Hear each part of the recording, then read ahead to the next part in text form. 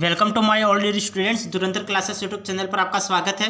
जैसा कि हम मूंगे मेथड के बारे में पढ़ रहे थे, मूंगे मेथड के बारे में मैंने आपको कुछ क्वेश्चन आंसर करवा दिए थे। आज हम मूंगे मेथड से रिलेटेड और क्वेश्चन करेंगे। तो मैंने आपको मूंगे मेथड से रिलेटेड जो भी सूत्र है वो मैंने पहली क्लास में बता दिया था। यदि आप बीच में क्लास को देखते हो तो आपको कुछ भी समझ में नहीं आएगा, तो इससे अच्छा है कि आप पहले वाली क्लासों को ज़रूर देखें, क्योंकि यहाँ पे मैं डायरेक्ट सूत्रों को यहाँ पे पुट करूँगा, क्योंकि डायरेक्ट सूत्रों का मैं यहाँ पे उपयोग करूँगा, क्योंकि मैं यहाँ पे ये नहीं बताऊँगा कि ये सूत्र कहाँ से आया। और सभी सूत्रों से रिलेटेड एक क्लास हमारी पहली हो चुकी है, मूंगे मेथड से हमने जब शुरू किया था तब। तो आज हम देखेंगे मूंगे मेथड के एक दो क्वेश्चन और देख लेते हैं। तो चलो शुरू करते हैं। Solve P T minus Q S equal to Q cube solve by Monge method. Monge method से हमें इस इक्वेशन को, हमें एक इक्वेशन गिवन है तो उस इक्वेशन को हमें मूंगे मेथड से सोल्व करनी है। तो हमें जो इक्वेशन दे रखी है उसे पहले तो लिख लेनी है। मूंगे किसी भी इक्वेशन को सोल्व करने का तरीका, पहले तो जो आपको दे रखा है उसे लिख लेना और फिर उससे सोल्व करना। हमें क्या इक्वेशन दे रखी है, P T minus Q S equal to Q cube, यह हमें दे रखा है। तो पहले जो दिया है उसे गिवन इक्वेशन करके हम लिख लेंगे। फिर हम इस इक्वेशन को इक्वेशन एक नाम दे देते हैं। अब मैंने आपको आर और टी के मान परसों की क्लास में मैंने आपको आर और टी के मान बताए थे, कल की क्लास में बताए थे आर का मान क्या होता है और टी का क्या मान होता है। तो मैंने आपको टी का मान बताया था कि T equal to D Q minus S D X upon D Y होता है। तो ये टी की वैल्यू आपको याद होनी चाहिए। यदि आपको टी की वैल्यू याद नहीं है तो आप नहीं कर पाओगे सवाल को आगे। यदि आपको टी की वैल्यू याद है तो आप सवाल को कर लोगे, क्योंकि आपको टी की वैल्यू यहाँ पे पुट करनी पड़ेगी, तब सवाल आगे बढ़ेगा ना। तो यहाँ पे टी की वैल्यू क्या होती है, D Q minus S D X upon D Y होता है। तो टी की वैल्यू हम इस इक्वेशन में पुट करेंगे। तो टी की वैल्यू यहाँ पे पुट करेंगे तो ये इक्वेशन हो जाएगी P D Q minus S D X upon D Y हो जाएगा, माइनस का माइनस डी क्यू एस का क्यू एस और क्यू क्यूब का Q cube as it is लिख लो। अब इसका क्या करो, इसका लघुत्तम करवा लो। डी वाई का इधर गुणा हो जाएगा और डी वाई का इधर गुणा हो जाएगा। तो ये क्या हो जाएगा, पी डी क्यू का P D Q as it is आ जाएगा, माइनस का माइनस एज इट इज आ जाएगा, और एस पी डी एक्स का एस पी डी एक्स आ जाएगा। ये एस पी डी एक्स का एस पी डी एक्स आ गया।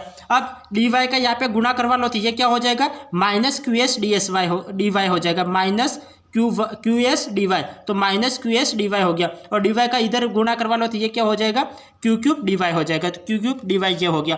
अब हम क्या करेंगे, यहाँ पे एस यहाँ पे भी है और एस यहाँ पे भी है, तो एस वाले पार्ट को अलग कर लेंगे, और जो ये पार्ट बचा है तो उसे पी क्यू और को अलग कर लेंगे। तो मैं पी क्यू को एक तरफ लिख लेता हूँ और एस एस को एक तरफ लिख लेता हूँ। तो ये क्या हो जाएगा, पी डी क्यू को लिख लिया, और यहाँ पे इसके साथ मैं इस पार्ट को मैं लिख लेता हूँ। तो ये क्या हो जाएगा, क्यू क्यूब डी वाई हो जाएगा। और यहाँ पे माइनस एस यहाँ पे भी है और माइनस एस यहाँ पे भी है, तो मैं यहाँ से माइनस एस को कॉमन ले लूँ। तो यहाँ पे माइनस एस यहाँ पे, माइनस एस यहाँ पे, माइनस एस मैंने कॉमन ले लिया। तो यहाँ पे क्या बचा, पी डी एक्स का पी डी एक्स और माइनस तो मैंने बाहर ले लिया, तो यहाँ पे प्लस बचेगा और क्यू डी वाई का क्यू डी वाई बचेगा, इक्वल टू 0 कर लेना। अब हमें क्या, हमें दो कंडीशन मिल गई। पहली कंडीशन तो क्या मिली, पहली इक्वेशन तो हमें मिली ये रही, ये पहली इक्वेशन, और दूसरी इक्वेशन ये रही। ये हमें पहली इक्वेशन में मिली और यहाँ पे दूसरी इक्वेशन मिली। तो इन दोनों के इक्वल में हमें 0 मान लेना है और फिर किसी भी एक इक्वेशन को हमें सोल्व करना है। तो हम इस इक्वेशन को मैं पहले लिख लेता हूँ। तो इस इक्वेशन को मैंने पहले लिख लिया और इक्वल टू 0 लिख लिया। अब यहाँ पे P D x plus Q D Y को लिख लिया और इक्वल टू 0 कर लिया। तो यहाँ पे मैंने P D x plus Q D Y equal to 0 लिख लिया। अब हम इन दोनों में से किसी एक इक्वेशन को लेके चलेंगे और उसको सोल्व करेंगे।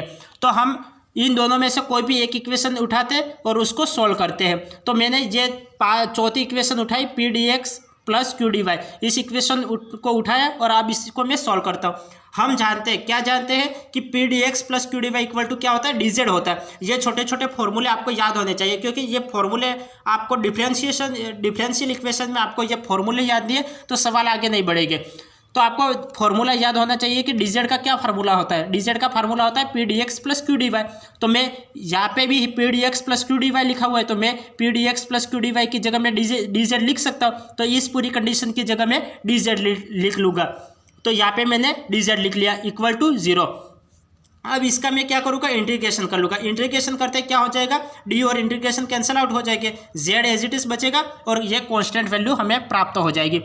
अब हम क्या करेंगे कि इस पहले तो मैंने क्या किया कि इस कंडीशन को उठाया, इस इक्वेशन को उठाया और इक्वल टू 0 माना और इसकी जगह मैंने dz लिख लिया। पहला तरीका तो हम ऐसे भी कर सकते हैं, एक में ऐसे भी कर सकता हूँ कि पी डी एक्स को इक्वल में लेके ये प्लस का क्यू डी वाई है तो इधर आएगा तो माइनस का क्यू डी वाई हो जाएगा।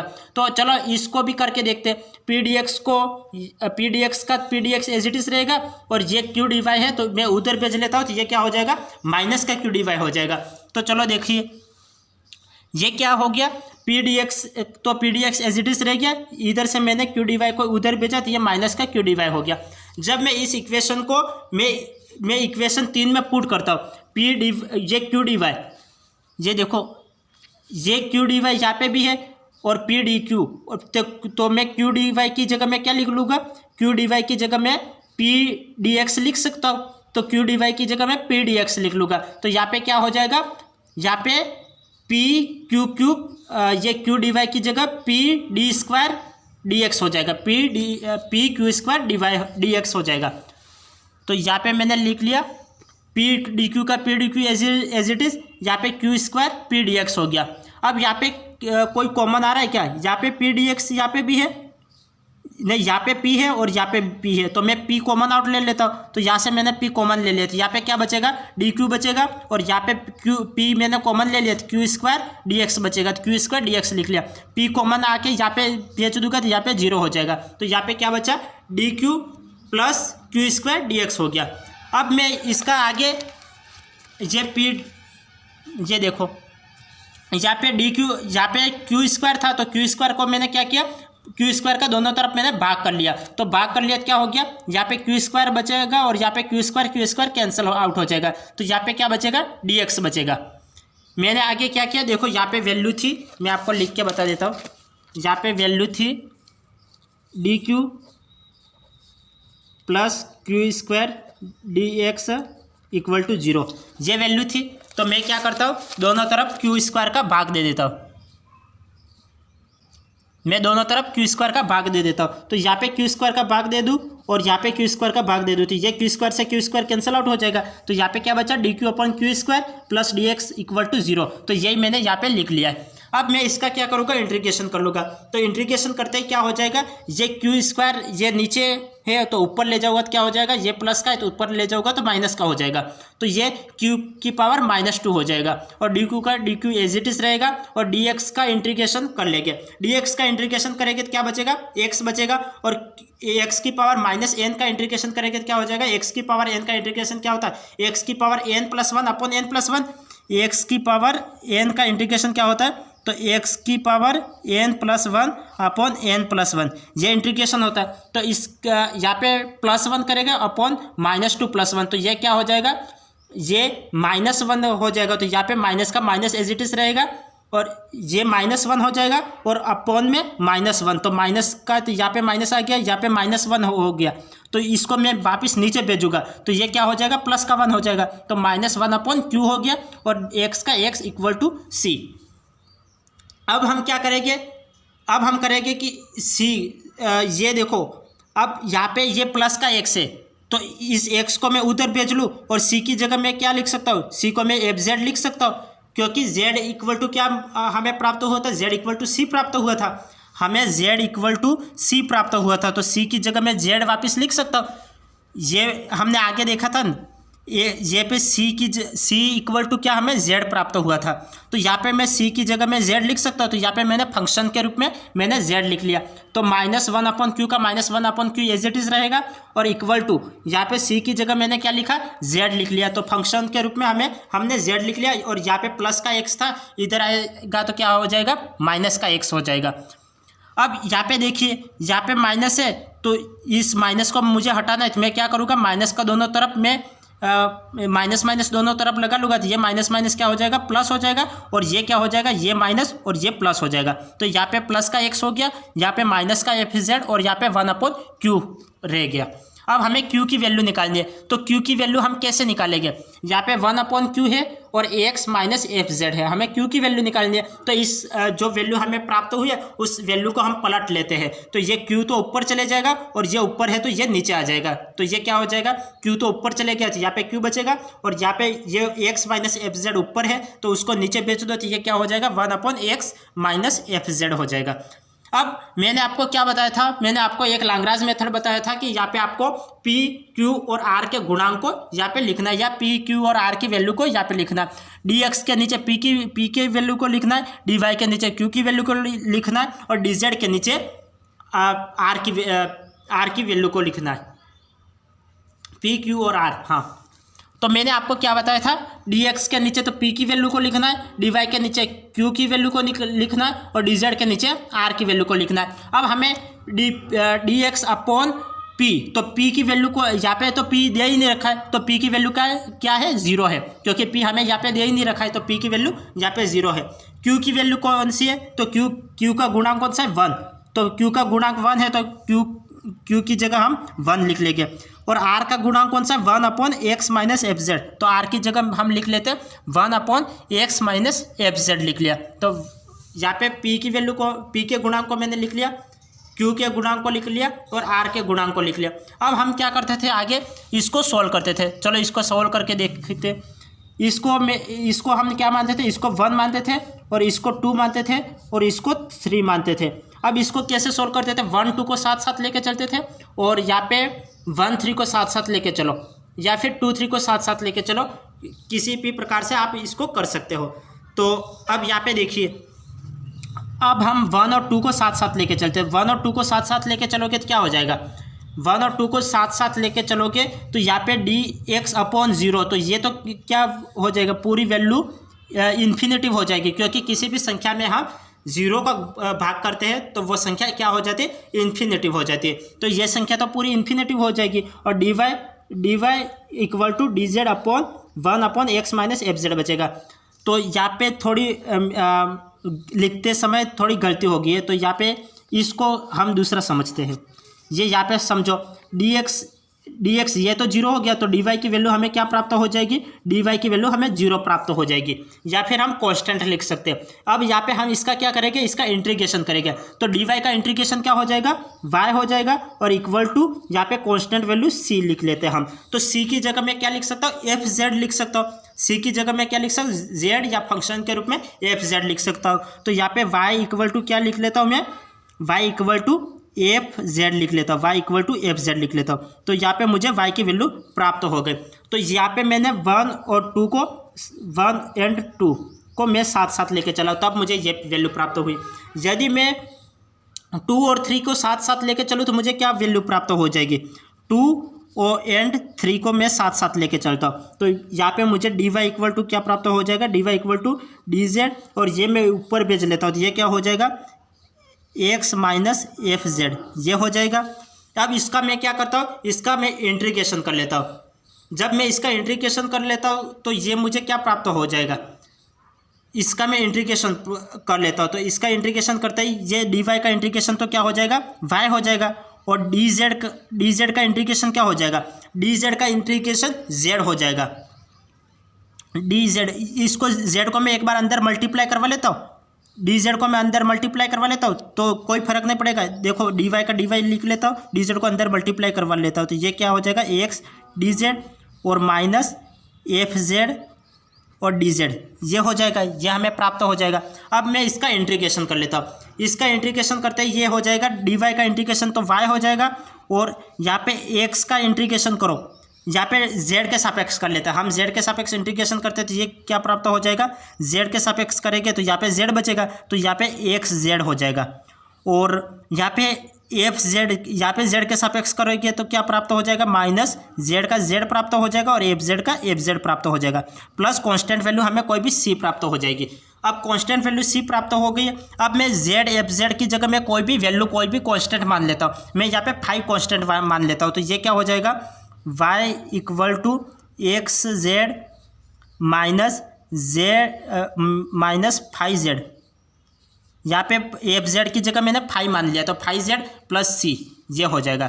तो ये हमें वैल्यू प्राप्त हो जाएगी। तो y की वैल्यू हमें क्या प्राप्त हुई, y equal to X Z minus 5z plus C, ये कांस्टेंट वैल्यू हमें प्राप्त हुई। तो इस तरह से हमें कोई भी इक्वेशन को सोल्व करना है। तो ये मोंगे मेथड से मैंने कल भी आपको 2 सवाल करवाए थे, तो आज भी ये करवाए तो आपको समझ में आ गया होगा। चलो एक आध क्वेश्चन और देख लेते हैं।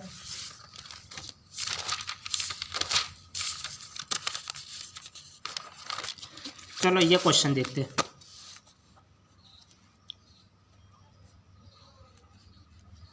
ये देखिए, ये आपको कोई भी एक क्वेश्चन दे रखा है, जो आपको एग्जाम में सवाल पूछे जाएंगे तो ठीक इसी प्रकार पूछे जाएंगे। आपको कोई भी इक्वेशन दी जाएगी और आपको पूछा जाएगा कि इसको मुंगे मेथड से सोल्व करो या इसको होमोजेनियस मेथड से सोल्व करो या फिर उसको कि कोई भी ऐसे जनरल मेथड से सोल्व करो, ऐसा कुछ भी आपको लिखा हुआ मिलेगा। यदि आपको कुछ भी लिखा हुआ नहीं मिले तब तो आपको कोई भी मेथड लगा के आप सोल्व कर सकते हो, वरना आपको कोई एक मेंशन कर रखा होगा कि मुंगे मेथड से सोल्व करो तो आपको ओनली फॉर मुंगे मेथड से सोल्व करना है। यदि दे रखा हो कि आपको जनरल मेथड से सोल्व करना है तो आपको जनरल मेथड से सोल्व करना होगा। यदि आपको होमोजेनियस मेथड से सोल्व करना है, जो मेंशन कर रखा है, तो आपको होमोजेनियस मेथड से सोल्व करना है। अब हम इसको क्या करेंगे, यहाँ पे सीधा सीधा मेंशन कर रखा है कि उसको मुंगे मेथड से सोल्व करना है, तो हमें इक्वेशन दे रखी है, उसे मुंगे मेथड से सोल्व करेंगे। अब हमें क्या इक्वेशन दे रखी है, X square R plus 2xy(s) plus Y square T equal to 0, ये इक्वेशन हमें दे रखी है। अब हम क्या जानते हैं, हम जानते हैं कि आर का और टी का मान, हम जानते हैं कि आर का मान क्या होता है, D minus S D Y upon D X, ये आर का मान होता है, और टी का मान क्या होता है, T equal to D Q minus S D X upon D Y, ये टी का मान होता है। तो आर और टी का मान मैं यहाँ पे पुट करूँगा तो मुझे वैल्यू प्राप्त हो जाएगी। तो यहाँ पे आर और टी का मान मैं जो इक्वेशन हमें दे रखी है, जो गिवन इक्वेशन है, उस इक्वेशन में मैं वैल्यू पुट अप कर लूँगा। तो आर की जगह आर की वैल्यू रखो और टी की जगह टी की वैल्यू रखो। तो आर की जगह मैं आर की वैल्यू रखता हूँ तो मुझे क्या प्राप्त हो गया, एक्स स्क्वायर का X square as it is, R की जगह आर की वैल्यू रखनी है D P minus S D Y upon D X, तो यहाँ पे वैल्यू रख ली, प्लस 2xy(s) का xy(s) लिख लिया as it is, plus Y square का वाई स्क्वायर, और टी की जगह आपको टी की वैल्यू रखनी है D Q minus S D X upon D Y. तो यहाँ पे मैंने टी की वैल्यू रख ली। अब हम क्या करेंगे, एक्स वाई हम लघुत्तम लेंगे, एक्स वाई हम लघुत्तम लेंगे। अब लघुत्तम लेके इसको सॉल्व करेंगे। एक्स वाई हमने लघुत्तम ले लिया और डी एक्स और डी वाई हमने लघुत्तम ले लिया, और यहाँ पे क्या आ जाएगा, यहाँ पे वैल्यू आ जाएगी एक्स स्क्वायर डी पी और ये डी वाई का डी वाई आ जाएगा। तो यहाँ पे क्या आ जाएगा, X square D P D Y, minus का माइनस एज इट इज, यहाँ पे आ जाएगा X square S D Y, और ये डी वाई यहाँ पे मल्टीप्लाई हो जाएगा तो क्या हो जाएगा, डी वाई स्क्वायर। तो X square minus X square S D Y square, तो minus X square S D Y square, plus का प्लस एज इट इज, यहाँ पे डी एक्स डी वाई दोनों मल्टीप्लाई हो गए, यहाँ से D X square D X multiply होगा और यहाँ पे डी वाई मल्टीप्लाई होगा। तो यहाँ पे क्या हो जाएगा, 2xy(s) D X D Y, तो 2xy(s) D X D Y, और यहाँ पे वाई स्क्वायर को अंदर मल्टीप्लाई करवाओ और डी एक्स का भी अंदर गुणा करवाओ, तो ये क्या हो जाएगा, Y square D Q D X, तो यहाँ पे Y square D Q D x, यहाँ पे वाई स्क्वायर अंदर मल्टीप्लाई करवाओ और डी एक्स का भी अंदर मल्टीप्लाई करवाओ, तो ये क्या हो जाएगा, minus Y square S D X square, तो minus Y square S D X square equal to 0। अब हमें क्या करना है, एस की वैल्यू को एक साथ साथ में लिखना है और दूसरी वैल्यू को साथ साथ में लिखना है। एस इसमें भी आ रहा है और एस इसमें भी आ रहा है और एस इसमें भी आ रहा है, तो हम एस की वैल्यू को एक तरफ एक साथ लिखेंगे और बाकी वैल्यू को एक साथ लिखेंगे। यहाँ पे X square D P D Y तो लिख लिया एज इट इज, और यहाँ पे ये वैल्यू को मैंने एज इट इज यहाँ पे लिख लिया, Y square D Q D X को एज इट इज लिख लिया। अब यहाँ पे एस यहाँ पे भी है, एस यहाँ पे भी है और एस यहाँ पे भी है, और माइनस इसमें है और माइनस इसमें, तो मैं माइनस एस को कॉमन ले लेता हूँ, तो माइनस एस को मैं कॉमन ले लेता हूँ, तो यहाँ पे क्या बचेगा, X square D Y square बचेगा, तो यहाँ पे X square D Y square लिख लिया। यहाँ पे माइनस कॉमन ले लिया तो यहाँ पे माइनस आ जाएगा, और यहाँ पे एस कॉमन ले लिया तो यहाँ पे क्या बचेगा, 2xy D X D Y, तो 2xy D X D Y लिख लिया, और यहाँ पे क्या बचेगा, Y square D X square, तो Y square D X square लिख लिया। अब हमें दो इक्वेशन प्राप्त हो गई। कौन कौन सी इक्वेशन प्राप्त हो गई, एक तो ये इक्वेशन प्राप्त हो गई और एक ये इक्वेशन प्राप्त हो गई, दो इक्वेशन प्राप्त हो गई। अब हमें दोनों इक्वेशन को 0 के बराबर मान लेना है। इस इक्वेशन को मैं 0 के बराबर मान लूँगा और इस इक्वेशन को मैं 0 के बराबर मान लेता हूँ। तो यहाँ पे मैंने एज इट इज लिख लिया, X square D P D Y plus Y square D Q D X equal to 0, ये मैंने लिख लिया। और दूसरी equation X square D Y square minus 2xy D X D Y plus Y square D X square equal to 0, तो इस equation को लिख लिया। अब हम आगे क्या करते थे, हम आगे करते थे कि इन दोनों इक्वेशन में से किसी भी एक इक्वेशन को लेके सोल्व करते थे। तो हम इन दोनों इक्वेशन में से कोई भी एक इक्वेशन लेके हम सोल्व करेंगे। अब हम चलो अब मुझे आसान तो ये 5वीं इक्वेशन ये आसान लग रही है, क्योंकि मैं इसको ऐसे लिख सकता हूँ कि X D Y minus Y D x का होल स्क्वायर ये लिख सकता हूँ, क्योंकि होल स्क्वायर लिख लूँगा तो क्या हो जाएगा A square plus B square minus 2ab ऐसे लिख सकता हूँ। तो मैं इसको X D Y minus Y D x का होल स्क्वायर ऐसे लिख सकता हूँ। तो मैं इसको होल स्क्वायर के रूप में लिख लूँगा। तो मुझे ये देखो,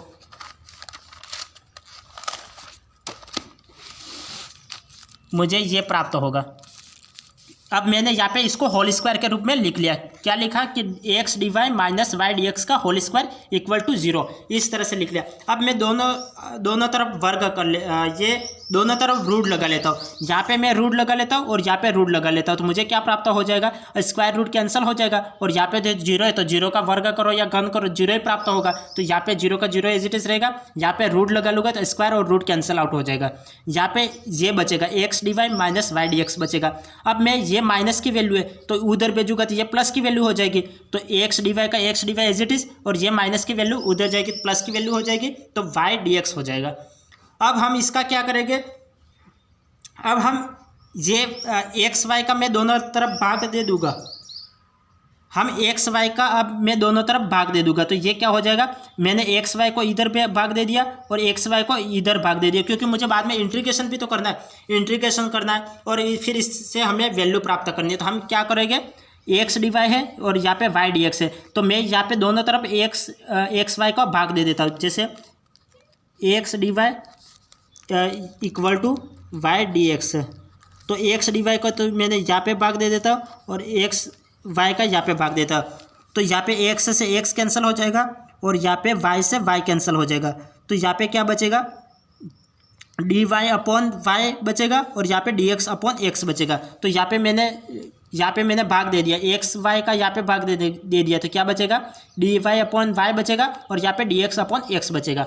एक तरीका तो ये समझने का, इस तरह से भी समझ सकते हो। दूसरा तरीका क्या है कि समान वाई वाई को एक तरफ करना है और एक्स एक्स को एक तरफ करना है। तो यहाँ पे एक्स का गुणा हो रहा है, यहाँ पे एक्स का गुणा हो रहा है तो इधर आएगा तो क्या हो जाएगा, भाग हो जाएगा। और यहाँ पे वाई का गुणा हो रहा है तो इधर आएगा तो क्या हो जाएगा, वाई का भाग हो जाएगा। तो इस तरह से दोनों तरीके से आप समझने को समझ सकते हो। अब इसका मैं इंटीग्रेशन कर लूँगा।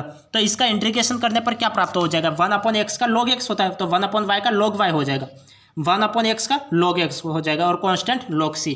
अब यहाँ पे log a plus log b तो कितना होता है, log a plus log b तो log a भी होता है। जब मैं ये कांस्टेंट वैल्यू को एक तरफ रखता हूँ और एक्स वाई को मैं साथ साथ लिख लेता हूँ तो क्या हो जाएगा, log y का log y as it is. यहाँ पे प्लस है, प्लस का log x है, इधर आएगा तो क्या हो जाएगा, माइनस का log x हो जाएगा। तो log y का log y as it is और यहाँ पे प्लस का log x है, इधर आएगा तो माइनस का log x हो जाएगा और इक्वल टू log c। यहाँ पे log a minus log b, log a minus log b को मैं क्या लिख सकता हूँ, log a अपॉन b लिख सकता हूँ। तो यहाँ पे log a अपॉन b लिख लेता हूँ। तो log a अपॉन b तो log y upon x, log y minus log x तो log y अपॉन x। ये समझिए, log y minus log x तो मैं क्या लिख सकता हूँ, log y अपॉन x लिख सकता हूँ। तो यहाँ पे मैंने log y अपॉन x लिख लिया equal to log c। log से log कैंसिल आउट हो जाएगा, क्या बचेगा, y upon x equal to c। ये हमें प्राप्त हो जाएगा। अब हमें ये प्राप्त हो गया तो मैं इसको यहाँ तक भी सोल्व कर सकता हूँ। नहीं तो आपको x अपॉन वाई की वैल्यू प्राप्त करनी है तो इसको उल्टा कर लो। तो इसका उल्टा करने पर क्या हो जाएगा, x अपॉन वाई और c का 1 अपॉन c हो जाएगा। और 1 अपॉन c को मैं कोई भी कांस्टेंट वैल्यू मान लेता हूँ। तो यहाँ पे मैंने c1 मान ली। अब यहाँ पे मैंने c1 मान ली। अब हम क्या करेंगे, जो हमें वैल्यू प्राप्त हुई है, put the value of equation 6 in equation 4। अब हम क्या करेंगे, हमें ये वैल्यू हमें प्राप्त हुई है, X D Y equal to Y D X, ये हमें प्राप्त हुई है। तो हमें जो कंडीशन, क्या इक्वेशन मिली थी, हमने 2 इक्वेशन निकाली थी, एक पहली इक्वेशन और एक दूसरी इक्वेशन। तो मैं इस वैल्यू को, जो हमें पहली इक्वेशन मिली थी तो उसमें हम रख लेते, एक्स डी वाई की जगह वाई डी एक्स रख लेते। जो हमें इक्वेशन मिली थी ये वाली, हमें 2 इक्वेशन मिली थी, एक्स डी वाई की जगह वैल्यू रख लो या फिर वाई डी एक्स की जगह आप वैल्यू रख लो। तो मैं इस इक्वेशन में वैल्यू को रख लूँगा, जो हमें वैल्यू प्राप्त हुई उस वैल्यू को मैं इस इक्वेशन में रख लूँगा। हम कौन सी इक्वेशन लेके चले थे? इस इक्वेशन को लेके चले थे और इसको मैंने सोल्व किया था। अब इसको सोल्व करके जो मुझे वैल्यू प्राप्त हुई है, हमें एक्स डी वाई की वैल्यू प्राप्त हुई हो या फिर वाई डी एक्स की वैल्यू प्राप्त हुई हो, तो उस वैल्यू को हमें इस इक्वेशन में रखनी है। तो अब मैं इस इक्वेशन में वैल्यू को रखूँगा। तो देखिए, जब मैं वैल्यू को रखता हूँ यहाँ पे, तो ये देखो, तो हमें X Y D X D P ये वैल्यू हमें प्राप्त हुई। यहाँ पे मैंने वैल्यू को रखा, यहाँ पे मैंने वैल्यू को रखा, तो यहाँ पे वैल्यू को एक्स डी वाई की जगह वाई डी एक्स हो गया, और एक्स का एक्स एज इट इज और डी पी का D P as it is, plus Y square D Q D x का Y square D Q D X. अब हम क्या करेंगे, वाई डी एक्स यहाँ पे भी है और वाई डी एक्स यहाँ पे भी है, दोनों तरफ से मैं वाई डी एक्स को कॉमन ले लूँगा। जब वाई डी एक्स को मैं कॉमन ले लेता हूँ तो ये क्या हो जाएगा, एक्स डी पी का x D P as it is रहेगा, और यहाँ पे वाई डी क्यू का Y D Q as it is रहेगा। यहाँ पे मैंने वाई डी एक्स कॉमन ले लिया और यहाँ पे मैंने वाई डी एक्स कॉमन ले लिया। इधर से मैंने वाई डी एक्स को कॉमन ले लिया और इधर से वाई डी एक्स को कॉमन ले लिया, तो यहाँ पे एक्स डी पी का एक्स डी पी आ गया और वाई डी क्यू का वाई डी क्यू आ गया। अब हम क्या करेंगे, वाई डी एक्स यहाँ पे कॉमन आ गया, तो वाई डी एक्स को मैं इधर भाग में भेज दूंगा। तो हमें क्या, कौन सी वैल्यू प्राप्त हुई, ये वैल्यू प्राप्त हुई। तो इस वैल्यू को एज इट इज में लिख लेता हूँ, x D p plus y D q और इक्वल टू 0। ये मैंने इधर भाग में भेज दिया, तो ये हमें प्राप्त हो गया। अब हम क्या जानते हैं, अब हम z की वैल्यू जानते हैं। z इक्वल टू क्या होता है, नहीं, डी जेड इक्वल टू क्या होता है, d z equal to p D x plus Q D Y, ये हम जानते हैं। तो P D x plus Q D Y, ये हम क्या जानते हैं, ये किसकी वैल्यू होती है, डी जेड की वैल्यू होती है। तो डी जेड की वैल्यू की जगह अब हम यहाँ पे मान पुट करेंगे, p D x plus Q D Y equal to D z. तो अब यहाँ पे देखो, यहाँ पे पी डी एक्स और p D x plus Q D Y equal to D z. तो इस वैल्यू को हम दोनों जगह में पुट कर लूँगा, क्योंकि ये यहाँ पे देखो, यहाँ पे मैं P D x plus Q D y यहाँ पे पुट करूँगा और p D x plus Q D y यहाँ पे पुट करूँगा। यहाँ पे मैं वैल्यू रख लूँगा, मतलब ऐड कर लूँगा, यहाँ पे मैं वैल्यू को ऐड कर लूँगा यहाँ पे, क्योंकि यहाँ पे p की वैल्यू हमें मिल रही है, q की वैल्यू मिल रही है, लेकिन z की वैल्यू नहीं मिल रही है। तो z हम जानते हैं कि क्या जानते हैं, d z equal to p D x plus Q D Y, ये हम जानते हैं। तो हम क्या करेंगे, z की वैल्यू को दोनों तरफ ऐड कर लेंगे, दोनों तरफ जोड़ लेंगे। तो मैं यहाँ पे z की वैल्यू को जोड़ लेता हूँ और यहाँ पे z की वैल्यू को जोड़ देता हूँ। यहाँ पे z को जोड़ूंगा तो ये क्या हो जाएगा, एक्स डी पी का x D P as it is रहेगा, वाई डी क्यू का Y D Q as it is रहेगा। अब यहाँ पे मैंने z को जोड़ा है, तो ये क्या हो जाएगा, P D x plus Q D Y हो गया, और इक्वल में यहाँ पे z जोड़ना है। हम किसी भी वैल्यू को जोड़ेंगे तो दोनों तरफ जोड़ेंगे और घटाएंगे तो दोनों तरफ घटाएंगे। तो यहाँ पे डी जेड को यहाँ पे जोड़ा और डी जेड को मैंने यहाँ पे जोड़ा, दोनों तरफ मैंने डी जेड को जोड़ दिया। अब हम क्या करेंगे, एक्स डी पी का x D P as it is लिख लिया। अब यहाँ पे देखो पी डी एक्स का पी डी एक्स, यहाँ पे पी डी एक्स का एक्स को साथ साथ में कर लो और वाई को मैं साथ साथ कर लेता हूँ। यहाँ पे एक्स को साथ साथ कर लेता हूँ, ये क्या हो जाएगा, एक्स डी पी और p D x, x D P और पी डी एक्स, इन दोनों को मैंने साथ साथ कर लिया और वाई को साथ साथ करो, तो ये क्या हो जाएगा, वाई डी क्यू और क्यू डी वाई, इन दोनों को मैंने साथ साथ कर लिया और p D x plus Q D Y को मैंने एज इट इज लिख लिया। अब इसको आगे सोल्व करो, क्योंकि मैंने एक्स को साथ साथ लिख लिया और वाई को अब साथ साथ लिख लिया। अब मैंने इसको सोल्व करूँगा, देखो अब ये आप देख सकते हो, ये किसका डिफ्रेंशिएशन है, ये किसका डिफ्रेंशिएशन है। आप ये अनुमान लगा सकते हो कि यहाँ पे एक्स को एज इट इज रखा और पी का डिफ्रेंशिएशन करा, अब पी को एज इट इज रखा और एक्स का डिफ्रेंशिएशन करा। यहाँ पे वाई को एज इट इज रखा और क्यू का डिफ्रेंशिएशन करा और क्यू को एज इट इज रखा और वाई का डिफ्रेंशिएशन करा। तो मैं यहाँ पे लिख सकता हूँ, यहाँ पे मैं इसको डिफ्रेंशिएशन के रूप में लिख सकता हूँ और यहाँ पे इसको भी मैं डिफ्रेंशिएशन के रूप में लिख सकता हूँ। तो यहाँ पे मैंने इसको डिफ्रेंशिएशन के रूप में लिख लिया कि d x p plus d y q equal to D z, इस तरह मैंने डिफ्रेंशिएशन के रूप में लिख लिया। क्योंकि मैं यहाँ से इसको खोलूँगा तो वापस मुझे क्या प्राप्त होगा, पहले एक्स को एज इट इज रखो, पी का डिफ्रेंशिएशन करो, फिर पी को एज इट इज रखो, एक्स का डिफ्रेंशिएशन करो। अब यहाँ पे y को एज इट इज रखो, q का डिफरेंशिएशन dq हो जाएगा, q को एज इट इज रखो और y का डिफरेंशिएशन dy हो जाएगा और dz का dz एज इट इज रह जाएगा। अब मैं इसका क्या करूँगा, इंटीग्रेशन करूँगा। तो इंटीग्रेशन करूँगा तो क्या हमें प्राप्त होगा, इंटीग्रेशन, तो d से इंटीग्रेशन कैंसिल हो जाएगा, xp हमें प्राप्त होगा, तो xp का xp लिख लिया। और इसका इंटीग्रेशन करोगे तो क्या d से integration cancel out, y q बचेगा तो वाई क्यू लिख लिया। और z को मैं क्या लिख, डी जेड का इंटीग्रेशन z हो जाएगा और प्लस कोई भी कांस्टेंट वैल्यू हम लिख लेते, c लिख लिया। अब हम क्या करेंगे, c की वैल्यू हमें क्या प्राप्त हुई थी, c की वैल्यू y/x प्राप्त हुई थी हमें, तो c की जगह मैं y/x लिख लेता फंक्शन के रूप में, xp का xp as it is, yq का yq as it is, z का z एज इट इज और c की जगह मैंने c की वैल्यू रख ली, y/x रख ली। अब हम लाग्रांज मेथड क्या जानते हैं, लाग्रांज मेथड में मैंने आपको बताया था कि dx के नीचे p का गुणांक, dy के नीचे q का गुणांक और dz के नीचे r का गुणांक लिखना है आपको। तो dx के नीचे p का गुणांक लिखो और dy के नीचे q का गुणांक और dz के नीचे r का गुणांक लिखो। dx के नीचे p का गुणांक कौन सा है, x है, तो x लिख लिया। dy के नीचे q का गुणांक, तो dy के नीचे q का गुणांक कौन सा है, y है, तो y लिख लिया। dz के नीचे r का गुणांक, तो r का गुणांक कौन सा है, y/, ये पूरा r का गुणांक है, तो r का गुणांक कौन सा है, z प्लस एफ y/x, तो z plus y F y/x मैंने लिख लिया।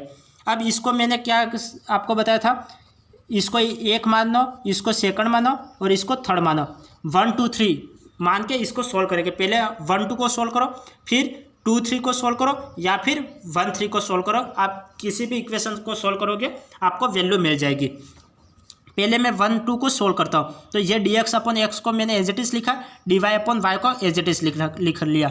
अब इसका इंटीग्रेशन करोगे तो क्या प्राप्त होगा, इसका इंटीग्रेशन करोगे 1/x का क्या हो जाएगा, log x हो जाएगा, 1/y का क्या हो जाएगा, log y हो जाएगा और कोई भी कांस्टेंट हम मान लेते हैं log c मान लेते हैं। अब log y यहाँ पे प्लस का है, इधर आएगा तो क्या हो जाएगा, माइनस का log y हो जाएगा, तो ये क्या हो जाएगा, log x minus log y equal to log c, ये हमें प्राप्त हो जाएगा। तो log a minus log b क्या होता है, log a/b ये होता है, log x minus log y, तो log x/y ये होता है और log c ये होता है। log से log कैंसिल आउट हो जाएगा, तो यहाँ पे क्या बचेगा, x/y इक्वल टू c, तो यहाँ पे x/y इक्वल टू c ये मैंने लिख लिया। अब हम क्या करेंगे, 2 और 3 को साथ साथ लेके चलेंगे। 2 और 3 क्या है, 2 की वैल्यु है dy/y, तो dy/y लिख लिया और यहाँ पे 3 की वैल्यू कौन सी है, dz/z प्लस एफ y/x, तो dz/z प्लस एफ y/x का ये लिख लिया। अब हम इसको सोल्व करेंगे, इसका इंटीग्रेशन करेंगे तो क्या हो जाएगा, 1/x का log x होता है, तो 1/y का क्या हो जाएगा, log y हो जाएगा। इसका इंटीग्रेशन करेंगे तो क्या हो जाएगा, 1/x का log x, तो ये क्या हो जाएगा, log z plus F y/x हो जाएगा और यहाँ पे log c हो जाएगा। अब हम क्या करेंगे कि यहाँ पे log y है और यहाँ पे log c है, तो मैं इसको इधर में लेके चले जाता हूँ, तो ये क्या हो जाएगा, log y minus log c हो जाएगा, तो log y minus log c हो जाएगा, तो ये हो जाएगा log y minus log c equal to यहाँ पे log और फिर यहाँ पे z की वैल्यू ये आ जाएगी।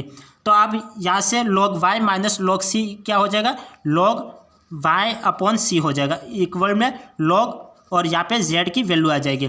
log से log कैंसिल आउट हो जाएगा, यहाँ पे क्या हो जाएगा, y/c का y/c और यहाँ पे z की वैल्यू ये z प्लस एफ y/x का z प्लस y/x, तो ये आ जाएगा।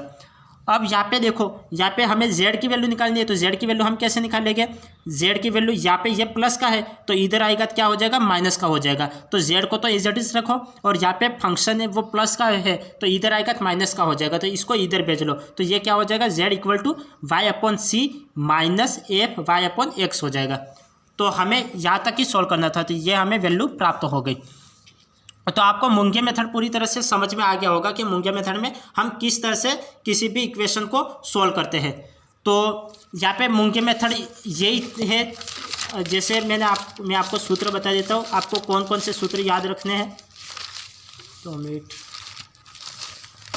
आपको मोस्टली ये सूत्र याद रखने हैं, पूरे मुंगे मेथड में ये सूत्र काम आने वाले हैं। D P equal to del P upon del X D x plus del P upon del Y D Y, D Q equal to del Q upon del X D x plus del Q upon del Y D Y, और R equal to del P minus S D Y upon D x, और T equal to D Q minus S D X upon D Y. और यहाँ पे function के रूप में दे रखा हो तब आपको ये वैल्यू काम में लेनी है, और यदि फंक्शन को z के रूप में दे रखा है तो ये आपको ये वैल्यू काम में लेनी है। बस इतने सूत्र याद है तो आपका काम हो जाएगा। तो आज की क्लास को हम यही एंड करते हैं, फिर मिलेंगे नेक्स्ट क्लास में। तब तक के लिए आपका दिन शुभ रहे। धन्यवाद।